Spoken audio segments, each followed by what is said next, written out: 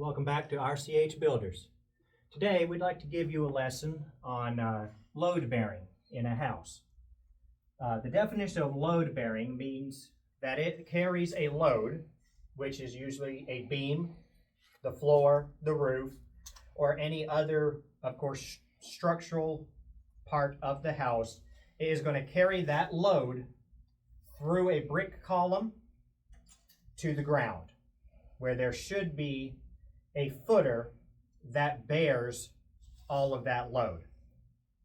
So if you are wanting to go into a house that has already been built and you are wanting to remodel it and change the layout of it, go from what is usually considered a very cut up floor plan where all the rooms are separated, and you want to turn that into what is a more modern style of a home now, where everything is open floor plan. You can see through to almost all of the rooms, of course, except for the ones that you definitely want private, like the bathrooms and bedrooms.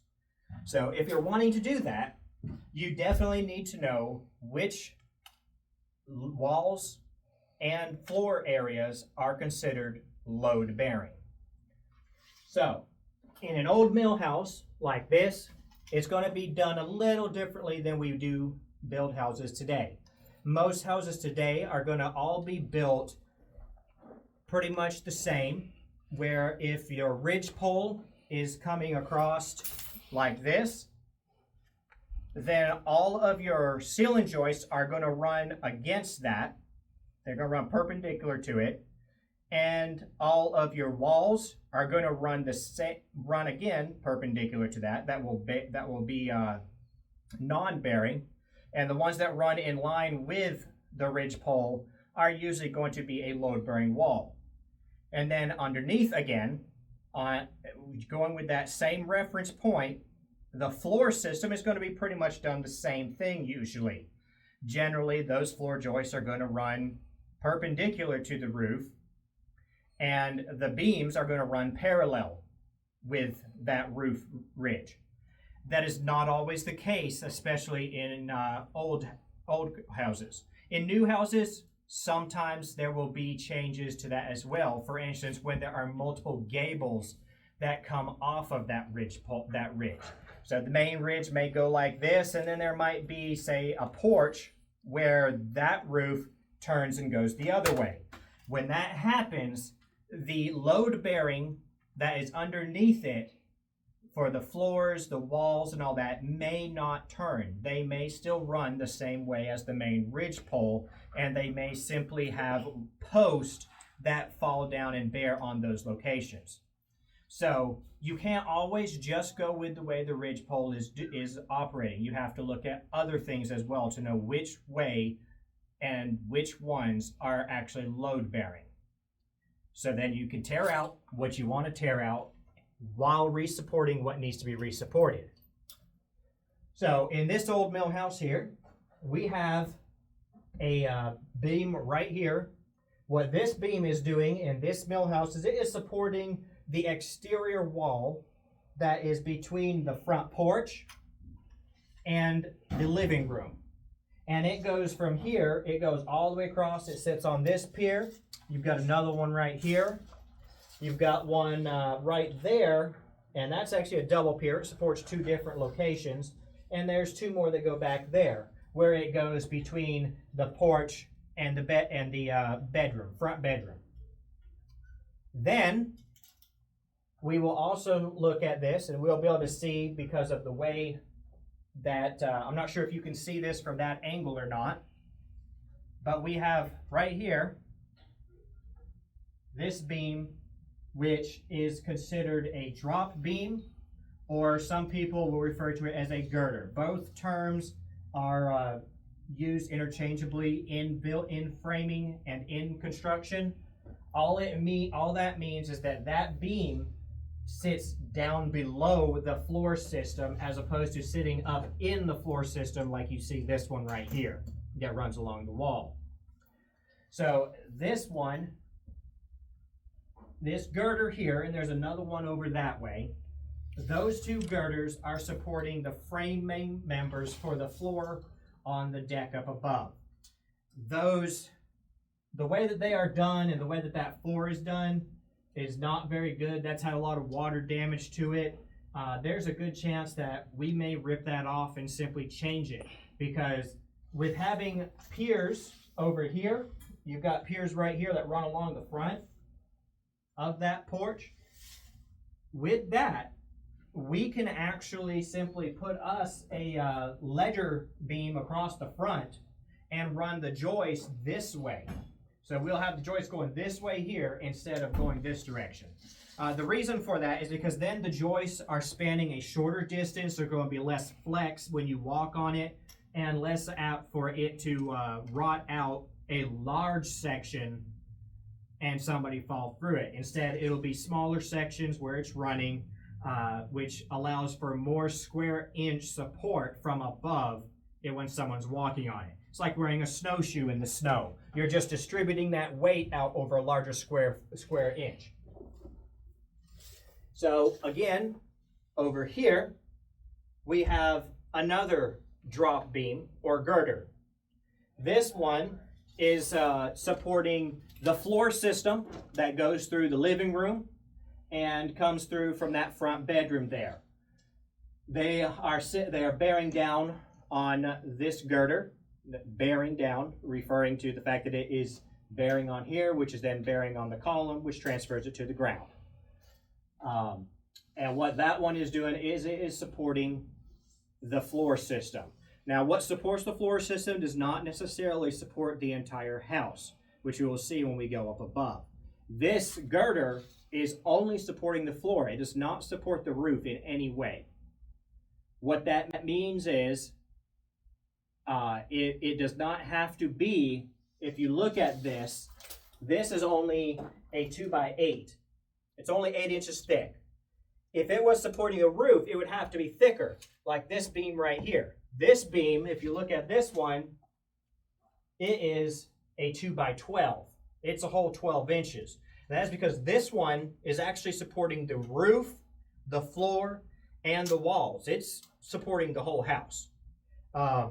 Supposed to be. It kind of does, but in an old mill house like this, it's kind of not quite done completely correctly, and that load position is kind of at the wrong spot, which we will probably be trying to fix. Now, typically, most builders and most homeowners will tell you it already exists. It's what's called grandfathered in. The term grandfathered in in construction works the same way as it does in other legal fields. What that means is it was already built that way, so you don't have to follow the new codes unless you change that wall. If you leave it alone, it's considered grandfathered in. Even if it's does not meet the codes of today, it's considered fine. Generally, that's when I will try to really convince a homeowner, or if it's my own, I will simply try to go ahead and fix it anyway. But I will try to convince a homeowner as much as possible to go ahead and make that change, because even though it's grandfathered in, there's going to be a sag. There's going to be other issues that can happen from that. And when we go upstairs, you'll see one of the issues that I'm talking about. So again, you've got that girder beam that's back here. That one also coincides with this girder beam. And if you will watch here, this beam goes from there, it goes all the way to the back. So we'll pan that camera down through there, and you should see it kind of goes through there. It hits up against the chimney, and then it goes back even farther and goes all the way to the back of the house. You can see where there's some plumbing pipes coming down, and it just keeps on going until it hits the end. So that girder beam, again, supports the floor system in this house. This girder beam that supports the floor system also supports a few other actual main beams in this house. So you can see right here, we got a pier transferring down to the ground from another beam that is located right here. And you notice that it sits on top of this girder beam. Now, this is actually a bad issue, another structural issue that we have with this house. Right here, this girder beam is coming across, this beam is coming across and sitting onto this girder beam, which is supposed to be sitting on top of this pier. And then this pier is supposed to transfer the load from this wall that goes between the living room and the kitchen, and it's supposed to transfer that load from here onto this girder beam, and this girder beam is supposed to transfer that to this pier, which then transfer it all to the ground. The problem is somebody, when they decided to redo where the kitchen was and add in the plumbing for that, you can see this is new plumbing here. It's got this PVC here, and over there, you've got the original cast iron. So they added this in. When they did, they busted through this pier, which now leaves a gap in between these two. This is not sitting on there, and I don't know if you can see it very well because it's kind of slight, but that drops. That drops across there because it's not supported anymore. So that's one of the things. We'll have to jack that up and then fix this pier. Now, you do not have to use brick to fix the pier. You don't have to brick that all the way up. You can use a piece of pressure treated across the top of there, which that's another thing with old houses. If you look right here, I don't know if you can see it very well, but you may be able to see that there is a little bit of water damage. And let's see if you can see it. In a lot of these older houses, you may be able to see, you can see somewhat, I don't know if you can on camera or not, but that this wood has kind of compressed. It's kind of compressed right there. The reason for that is because brick is a stone, which is concrete, and stone, brick, mortar, all of that wicks moisture. What that means is it works like a straw. It's not going to pull a lot of moisture, but if there's a lot of moisture up under here, this brick will just soak it up and then it'll transfer it to the wood. That is why you're supposed to, in new houses, now again, an older house, it's not going to be that way because they didn't even have pressure treated wood back then. But you're supposed to have pressure treated wood, which will protect it from that moisture. So you can put a pressure treated piece across there, and then you can use other blocking to build up to where this is supposed to be. Then we also have another on this girder beam. So this is just not real good, the fact that this has been knocked out, because this is really one of the main girders in the house. It supports this beam, and if you look here on the end, right here, and I'll try to get over here out the way real quick, you can see where there's a double coming in. That's another beam that comes across right here, and you can see it sits on top of this pier and then continues on back through there. So it's supporting this beam. It's also supporting another beam right here sitting on top of this pier and coming across and sitting on it again right at that location where that pier has been knocked out. So it's supposed to support 1, 2, 3 beams, and yet it's not connected, bearing that load to the ground. So that's definitely one of the main structural issues that we will be fixing on this house. So again, this is not done correctly. When we're in the process of fixing this, we'll do the same thing. We'll take out these loose bricks and we'll put some correct pressure treated wood and blocking there.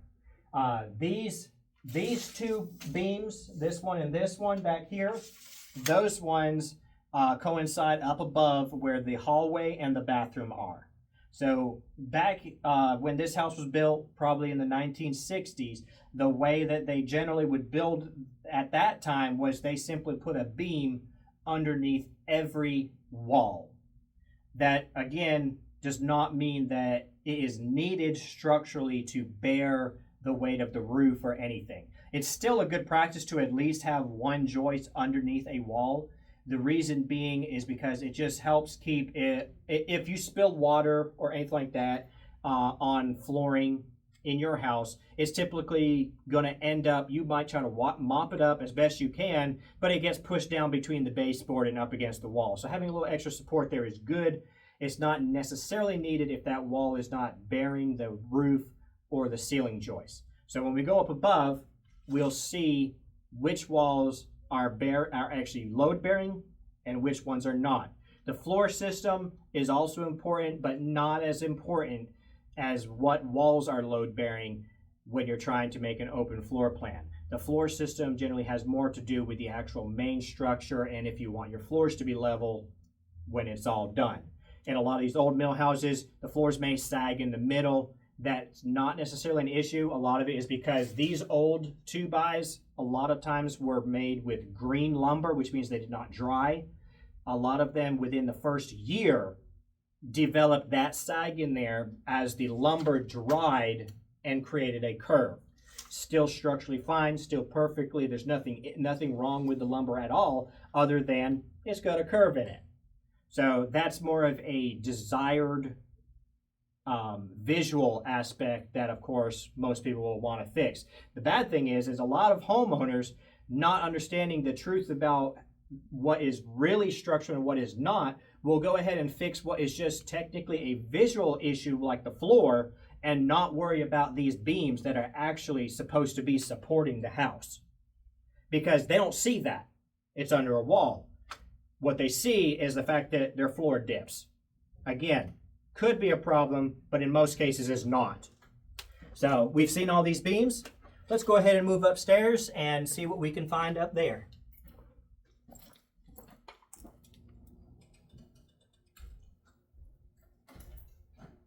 So now up here, I'll go ahead and close this door so hopefully it'll divert some of the lighting to make it a little easier to see. So up here, we had that beam, that first beam that we were looking at right across here, which again, like I said, supports this wall between the living room and the porch. Now this wall, if you look up top, you'll see that all it does is it supports this ceiling joist here coming across through the living room, and it supports this ceiling joist coming from the porch. It dead ends right there on top of it. It does support the ceiling, the roof, but not where it should. And what I mean by that is you can see that they have this ledger board here. They got this board, this board going across these rafters. Fix my voice here. And they're coming out about 30 inches from the wall, which puts that bearing point not over here where it can then be transferred all the way to the ground. Instead, it's bearing down on those ceiling joists over here. Now, according to today's standards, this room is already, those ceiling joists are already overspanned because this room is about 16 feet long. Now, what that means is those ceiling joists already should be 2x8s, not 2x6s like they are. And then on top of that, they should be doubled if they're going to support this roof and transfer that load from here back to the wall. With them being singles, what it's causing is, let's see, you can possibly see it against here, I don't know. It's causing these ceiling joists to just dip. They're just dipping like that because they've got that bearing point back here, which then is being pushed down from up here at the top of the wall. So it's in the wrong spot, but in all technicality, this is a load-bearing wall. It's just not bearing the load at full force like it should. Then we can look over here and we'll see we have that girder beam here, which, like I said, it supports the floor. It does not, in all technicality, support this wall. It does simply because the floor is bared on top, it's sitting on top of the floor, but this wall doesn't weigh anything. This wall actually doesn't do anything except for divide this room from that room. If you look up top, you'll see that there is no ceiling joist going across. You'll also see that this, right here where I was talking about, it's bearing the roof, it goes right above there. It might be hard to see, but I'll show you. I can run my tape all the way across there. There is a visible gap up there. It does not support down onto that wall. There's a 3-inch gap. And that is typical. There's nothing wrong with that. That wall is simply one that we would call an easy one to rip down if we're trying to make an open floor plan. The question is whether you would want to or not. These old chimneys, they've been bricked up. Most of them are so dry rotted out that I would not want to run a fire through them. If you wanted to have a fireplace in this house, I would advise you to simply put in a new fireplace and a completely new chimney. So with that being said, there's no reason to keep it. Just rip it down. Then you don't have a leak coming through the roof, which there's a big old visible gap on the back side of that chimney where water's just coming in. Chimneys just leak. That's what happens, especially after they've been there for 60 to 80 years. So you can rip this chimney out, and because this wall is not structural in any way, you can rip that wall out. Then you could, if you wanted, have this be the living room and that be the kitchen / dining room, and with a very open floor plan. Right now, that is what they considered a bedroom. Back in the day, probably maybe in the 1980s or so, that's a pretty typical time frame when a lot of these old mill houses were turned into duplexes with one bedroom that was very, very small. They almost didn't even have a living room at all. But that's where you can possibly see the fact that there used to be a door right here, and this wall divided the two from each other. So, like I said, you could rip that wall down. You could make that the kitchen, this the living room here, or if you wanted, you could even make that the door. That you could open that back up and have that be the door that comes into the kitchen and have your living room over here. That may be more desirable. The reason why is because that door is more in line with the steps that are downstairs. This one is off to the side, and on top of that, if you're carrying in the groceries, you want to go to the kitchen, usually. And then as well, in your living room, you want more wall space to be able to have your couches, your entertainment center, and just places for people to sit down. So it would be very easy to simply remove that door, put the new door over there. Again, it's more in line with the steps from the outside, so it'll look good from the outside, and it will make this whole area very functional as far as having an open floor plan with a living room, dining room, and kitchen over that way, with no walls in between. Then we will move over this way, and we'll see we got this hallway here. When we open this up, say if we open this up here for the kitchen, what we would need to do to be able to support what you can see possibly up here. Let's see, we might need to move you closer for that one. So let's step over here real quick instead. So right here, you can see that this wall, right here, that goes off of that, it would be I believe the third beam we looked at from underneath. So we of course looked at the first one over there by the front door, and then we looked at that girder beam where we had one at the front and then a third one back here. And then we looked at this fourth one here. And that's what I was saying. That one separated between the living room and the existing kitchen. Now, this wall is load bearing. So if we look up here, we can see that all the ceiling joists that are coming from in there come out, and they are bearing their load on top of this wall, which then transfers it down to the ground. Supposed to. Now, if we remember correctly, that pier is busted out. That's an issue we'll have to address. And if you can kind of see, especially right here on top at this door, if you look at that, you can see that that wall is dropping. But if you look at it when you measure it, it's exactly the same from one side to the other. but you can definitely tell when you stand back and look at it that that wall goes like this. The reason why is because that girder beam that is not bearing that load to the ground, but this wall is still bearing all of that load. So definitely a structural issue that needs to be fixed. So we could do multiple things with this being a load bearing wall. If we wanted to open this up and still have that be the kitchen, we would have to put in a large beam to go across there, or at least a decent sized beam that allows us to only open, say, maybe this side. So say we wanted to open it up, say about 7 feet, and we still kept that side open. But in this case, we can't have a completely open floor plan. We will have to have a beam to support that, which then comes down and then bears down to the re-supported pier and then to the ground.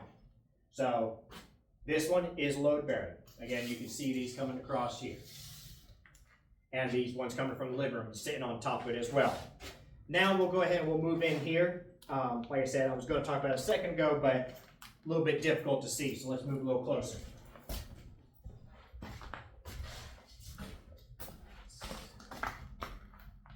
So in here, if we look up top here, again, we can see that these ceiling joists that are coming across this bedroom here, these ones are bearing down on top of this wall, which again goes down to that other beam we looked at underneath. We had the two that were really close. We've got this one here, and we've got this one over here to this side,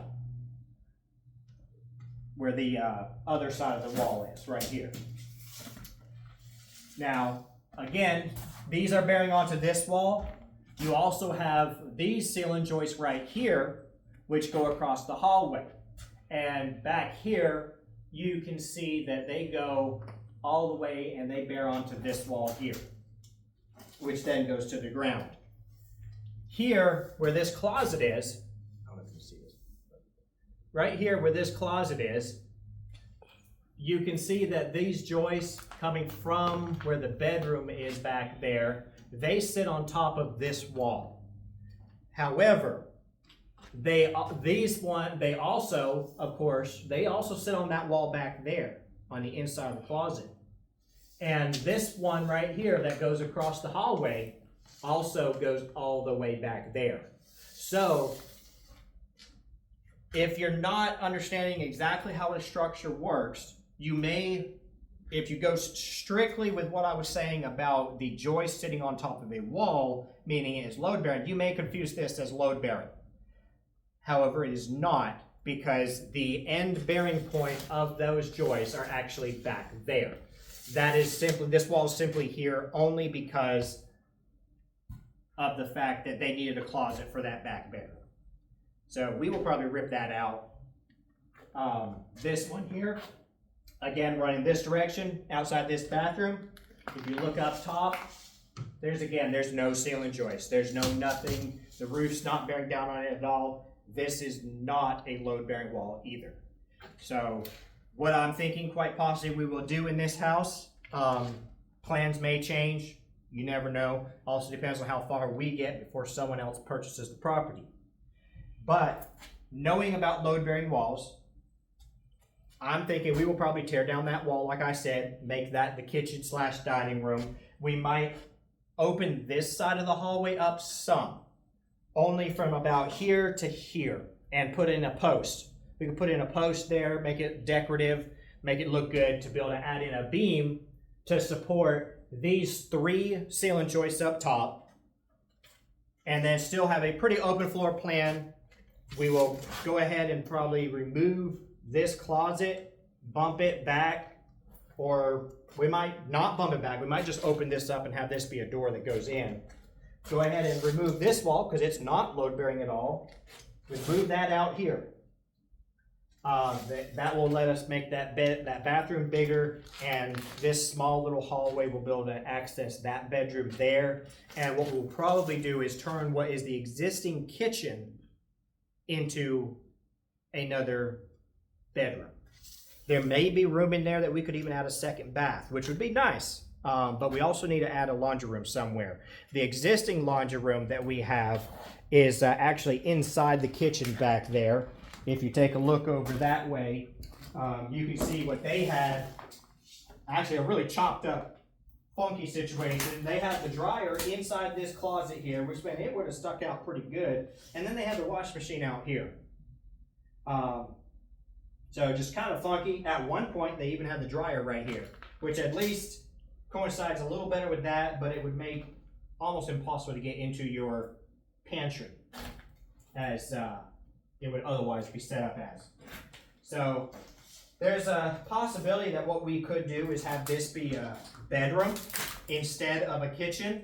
It'd be a nice spacious one, and we could turn this area here, we could possibly put a laundry room right here, still have a bedroom, and maybe turn what used to be a back porch, because that's what this was. You can see the old siding coming through, the way that window is. You can actually see the old beam up top here from where that used to be a porch at the time that the house was probably originally built. We could go ahead and turn that into a bathroom for this bedroom. And then that right there, when you're trying to remodel a house, you're trying to get the most people to want to buy it. The more bedrooms and the more bathrooms you have, the more chances that someone is going to be interested in the house. Because even if you are just a couple that are together with no children, no nothing like that, or even just two people that are renting a house together, you both are in separate bedrooms, one of you is inside the bathroom and you can't get in there, you really got to go. That's just very inconvenient. So much nicer to have another second bathroom. Hope this lesson helped you learn how to figure out what is bearing, what walls are easy to take out, what ones can't be taken out, or can they? Yes, they can. You simply have to support them with beams to be able to bear that load again down to the ground. It's just simply whether you have to or not. That again is all part of the design, because having a beam there can be very decorative as well, as long as it is thought of and planned out to coincide with the whole look of the structure. It can still look very good. You just want to know where and how you need to place those to be able to make your decisions. It can be a big factor on whether or not you want beams or don't want beams, as to whether you would want to put that kitchen here or over there. Hope that you enjoyed watching. Like, subscribe, hit that bell, and if you have any questions, leave a comment in the comment section, and we'll see what we can do to answer your questions that you may have for a contractor, someone who may be able to answer it. Y'all have a good day.